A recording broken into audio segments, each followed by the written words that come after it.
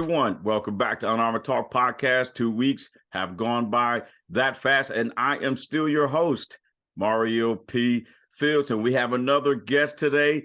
But before I bring him on, you guys know what I'm going to do. Thank you so much. As we rapidly approach year 3, the downloads in the cities and countries around the world just keep growing every episode, and the views on the playlist on the YouTube channel, my YouTube channel, just keeps growing weekly. Daily. So thank you so much. And remember, your views on the YouTube channel generate funds that are donated to Still Serving Incorporated, my nonprofit that helps high schoolers in underserved communities and creates opportunities that they would not have because they don't have the funding. The next check ceremony will be in April. So every time you click or share any video on the YouTube channel, you're making an impact for this generation and tomorrow's professionals. All right, I'm done. You guys know the deal. Done with all that stuff. Let's get to the real deal. Ladies and gentlemen, we got Colonel Riccoh. I like his last name too. Player. I love it, man. That we could build a business concept around it. He is a retired United States Marine Corps colonel, 33 years. I didn't say 23. I didn't say 3. 33 years serving our wonderful nation in the United States Marines. He's the executive producer of Riccoh Player films, and he's a 2019 Emmy Award recipient. You know, I don't got those special tools, so I'm a clap. Colonel, you mind if I call you Colonel Riccoh? You call me whatever you like, Mario. Anything but late for dinner, brother. Thank you for inviting me onto your show. It's just tremendous the work you're doing for those still serving, and especially for those in the veteran community. So thank you for allowing me to be here today. No, my pleasure, and thank you so much for being on the show and giving us some time to give us some wisdom from your most recent journey transitioning out of the United States Marines. Can you please tell the listeners and viewers just a little bit about yourself, Riccoh? A little bit about me. Like you said, 33 years of service. No 2 tours were the same. Raised my right hand and said, hey, I will defend the Constitution of the United States against all enemies, foreign and domestic. Have a legacy of aunts and uncles who served in the Navy, the Air Force, and the Army, but none of them, wore the cloth of the Marines. I wanted a challenge. Definitely got that. Thought it would be a few years after graduating from college, and it turned in, it went from 3 to 33. So I've been blessed, touched several continents, and every adventure was definitely what the not quite what the recruiter said, but it was an adventure nonetheless. Right. We gotta love our recruiters, right? And that's cool too. You got joint forces in the in the player family, joint forces, but they were missing one component. I believe people was kind of a little nervous and scared to go try to earn the title Marine, and here comes Riccoh, my friend. Absolutely. So I salute everyone who serves. My daughter is serving now. Wow. She's aboard Abilene Air Force Base. She's in security forces. And my middle son, he's a United States Marine. He's a hard-charging Lance Corporal. And my other 2 children are chasing music and computers. So well-rounded, and then for the 2 that served, good for them. I would support whatever the choices were, as long as they were happy, and that was good for me. Man, that is cool. My hat's off to your children who are serving and following, kind of establish their own new legacy and keeping that line of service going. Well, hey, let's get right into the topic. A lot of times, just what I've experienced, a lot of times you hear the testimonies and things from the younger folks who are transitioning out of the military, but I don't see too much content on the executive level folks, right? In the private sector, the C-suite leaders who are transitioning, and what is their experience? So let's talk about it. You just transitioned out. What walk me through your journey?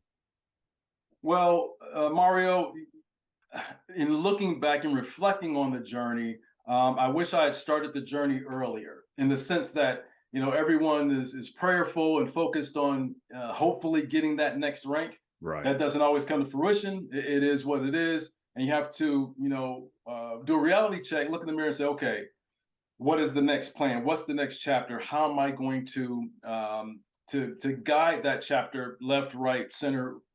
And in doing that, I attended the transition class aboard Paris Island. Right. Extremely informative. A fire hose is an understatement, because there were just so much great information. And if you fail to plan, you plan to fail. So in realizing, okay, this journey is complete, what am I going to do next? It was a harsh tonic to take a sip and say, okay, all right, this Marine Corps stuff, day on, stay on, is done. Now what? Your schedule is yours, the commitments are yours, the decisions are yours, and it's a heavy weight. So in all of that process, Mario, the transition class provided a lot of information, right. and a lot of my peers, I've witnessed that they stick around. They'll retire on Friday in Charlie's, Alpha's, Bravo, whatever uniform, and they come to work aboard an installation, a base, or the Puzzle Palace of the Pentagon in a suit that following Monday. No time off, no decompress, none of that. They just hang up the uniform and put on a suit and keep grinding, keep rowing. That wasn't my plan. And Hollywood is we could do a whole session on Hollywood. That's a whole nother thing, which you are very familiar with. We will. But I did a pivot, not necessarily retired, but retired from being in uniform, right. Every day, day on, stay on, with 0 to 3, and I had some facial hair before, and cleaned that up for you. and Riccoh, and here I am with a nice goatee. I've been rocking it for about 4 years. And doing it well. I appreciate it. I got to keep it in Marine Corps standards. Absolutely. Inspection ready. Yeah. Wow. So, and what was there any struggles? In other words, what I mean was when you got out, was there oh man, this is real? Like this, whoa. What was that moment or moments for you? It was, in the class, the tonic in the class was, like I said, I was aboard Paris Island and in a class with, 30 other folks transitioning in various flavors. What kind of made me uncomfortable was that as a commander, you can affect people's lives. And some of those folks that, because of their own doing and the, non-judicial punishment, they were in there because of me. So we're in the same transition class. Wow. Exactly. And we're getting the same information. And it was extremely uncomfortable. And I requested to say, hey, I have to participate, but can I do it virtually because of these reasons? And nobody thinks about that. Who said you're gonna, give someone office hours and then you're gonna be in the transition class with them? I would have never. Wow. And you can't make it up, Mario. And ladies and gentlemen, for those who are not in the military, this is equivalent to a judge giving a sentence to someone on trial and finding them guilty for their actions. For their actions. And then the judge is going through to professional training, sitting with the person he just or she just gave a sentence to. Absolutely. So it was awkward. The professionals aboard Paris Island handled it with grace, and they completely understood. They hadn't experienced anything like that before, so there was nothing in the guidebook to say, "Hey, this is what you do." We figured it out and got through it. But the training was tremendous, and as they're given all this information, it's like, okay, what am I going to do, and how do these tools that they presented help me during that transition? Fast and furious. It's as much or as little as you want, but is more than the average bear can withstand sometimes. And if there was any lesson learned, it would be, once the writing's on the wall for you to bail, start doing the transition. Hammer out your plan, write out your plan, type your plan, whatever, but have that plan in place because it gets fast and furious as that a retirement date approaches. Yeah, Riccoh, and great points. And And again, I seen we briefly talked about Hollywood and some of the film, right, entertainment industry initiatives you got. Well, trust me, I don't care if I got to see my debit card. We'll pay for you to come back on the show to talk about some of that stuff. But since you've transitioned out, have you noticed that some of the leadership behaviors and skills and management skills as a commanding officer in your 33 years in the Marine Corps, have you noticed you have kind of a competitive advantage as you're transferring those skills over to the private sector? Well, Mario, I don't know if there's a competitive advantage, but service members, I think across the board have a different work ethic. Service members across the board, especially the closer you are to taking the uniform off, there's still some of that active duty stink on you. That it doesn't, it takes months and years for that to wear your battle rhythm. You've been doing it for years. I know, right. And a lot of times we say what we mean what we say, and for civilians it's not always like that. So I've gotten away from acronyms. I think I've gotten away from a lot of the Marine speak, the jargon of what makes us Marines. But the work ethic is the same. Being a straight shooter is the same, and over promise and under deliver has not changed. Not quite the same in Hollywood, from what I've experienced.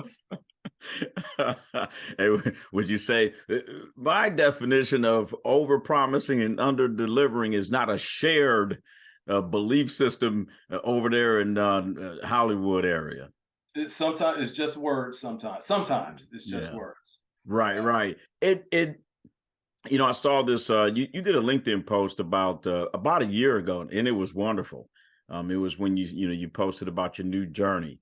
Yes. So, yeah. What inspired that? What inspired that journey? LinkedIn was one of the things I was introduced to in the transition class, because when I was the director of public affairs at the Pentagon for the Marine Corps, LinkedIn, it was a no-go. There was the site was hacked, and several of our generals and colonels, their sites were hacked by a hostile foe.